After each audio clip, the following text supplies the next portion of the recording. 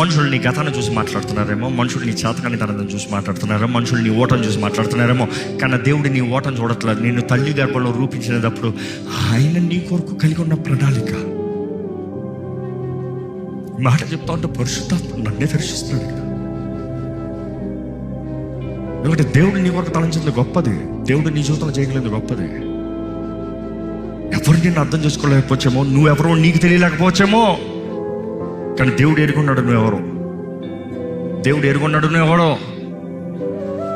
ఈరోజు నువ్వు చేయాల్సిందో ఒకటే, దేవా నేను ఎవరో నాకే తెలియట్లేదు ప్రభా, నన్ను చూడు, నన్ను దర్శించు. నా జీవితం ఏంటో నాకే అర్థం కావట్లేదు ప్రభా, చూడు ప్రభా, నా గాయాలు చూడు ప్రభా. ఎందుకంటే గాయాలు ఉన్నవాడికి ఏది అర్థం కాదంట, నొప్పిలో ఉన్నవాడికి ఏదైనా అర్థమవుతుందో ఏం అర్థం కాదు.